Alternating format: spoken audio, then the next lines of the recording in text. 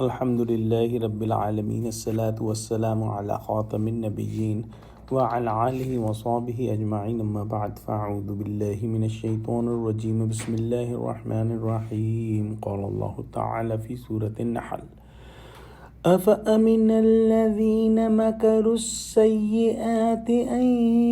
يخسف الله بهم الأرض أو يأتيهم العذاب من حيث لا يشعرون أو يأخذهم في تقلبهم فما هم بمعجزين أو يأخذهم على تخوف فإن ربكم لرعوف رحيم۔ ترجمہ: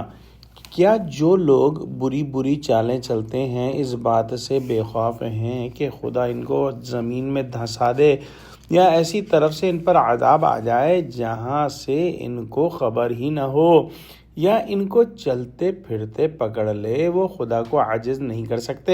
یا جب ان کو عذاب کا ڈر پیدا ہو گیا ہو تو ان کو پکڑ لے۔ بے شک تمہارا پروردگار بہت شفقت کرنے والا اور مہربان ہے۔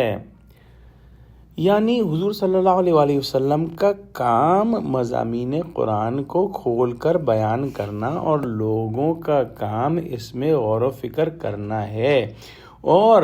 جب یہ لوگ بری چالیں چلتے ہیں تو یہ اس بات سے بے خبر نہ ہو جائیں کہ اللہ سبحانہ و تعالی ان کو نہیں دیکھ رہا، اور اللہ سبحانہ و تعالی ان کو ان چالوں کے سبب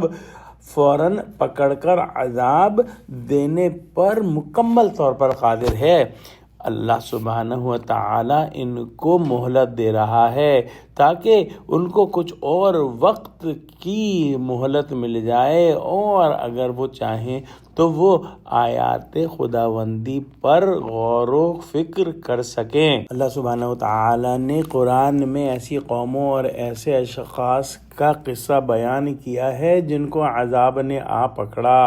ایسے انبیاء کا ذکر اور ایسی قوموں کا حال سننے اور قرآن جیسی مکمل یادداشت پہنچنے کے بعد بھی کیا کفار مکہ حق کے مقابلے میں اپنے مکاریوں اور دعائے و فریب سے باز نہیں آتے؟ کیا یہ امکان نہیں کہ خدا انہیں قارون کی طرح زمین میں دھسا دے یا ایسی طرف سے کوئی آفت بھیج دے جدھر سے انہیں وہم و گمان بھی نہ ہو؟ چنانچہ بدر میں مسلمان غازیوں کے ہاتھوں ایسی ہی سزا دلوائی جو اپنی قوت و جمعیت اور مسلمانوں کے ضعف اور قلت کو دیکھتے ہوئے ان کا تصور بھی نہ کر سکتے تھے۔ اللہ سبحانہ و تعالی کے لیے یہ بھی ضروری نہیں کہ پہلے سے کچھ اہتمام کیا جائے یا فوجیں مقابلے کے لیے روانہ کی جائیں۔ اللہ سبحانہ و تعالیٰ تو اس پر بھی قادر ہے کہ تمہیں چلتے پھرتے کام کاج کرتے یا بستروں پر کروٹیں بدلتے ہوئے ایک دم پکڑ لے اور بالکل عاجز و بے بس کر دے۔ اس کو سب قدرت ہے، وہ تم کو عاجز کر سکتا ہے، تم اسے نہیں تھکا سکتے۔ یہ بھی ممکن ہے کہ اللہ سبحانہ و تعالیٰ اچانک نہ پکڑے بلکہ آگاہ کر دے اور مبادی عذاب بھیجنے کے بعد ایسی حالت میں پکڑ لے جب کہ لوگ اطلاع پا کر اور آثار عذاب دیکھ کر طبعاً خوف کھا رہے ہوں، یا آس پاس کے لوگوں کو آفت سماویہ میں مبتلا دیکھ کر ڈر رہے ہوں، لیکن یہ خوف محض طبعی ہو، ندامت اور توبہ کے ساتھ نہ ہو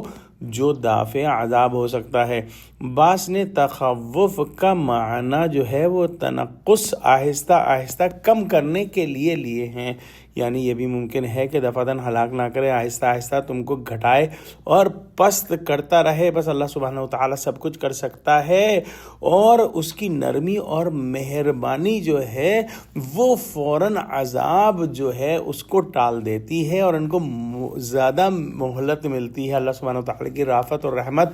مقتضی ہے کہ مجرمین کو مہلت اور اصلاح کا موقع دیا جائے۔ اللہ سبحانہ و تعالی جس طرح چاہے ان کو عذاب دے سکتا ہے، دفعتاً، آہستہ آہستہ، یا کسی ایسی طرف سے جن پر ان کا گمان بھی نہ ہو۔ دعا کرتے ہیں کہ اللہ سبحانہ و تعالی ہم کو قرآن کا فہم عطا فرما، ہم کو سچوں سے جوڑے، ہم کو صراط مستقیم پر قائم فرما دیا۔ اللہ مسلمانوں کو متحد کر، مسلمانوں کی مدد کر، آمین۔ وآخر دعوانا الحمد للہ رب العالمین، والسلام علیکم ورحمۃ اللہ وبرکاتہ۔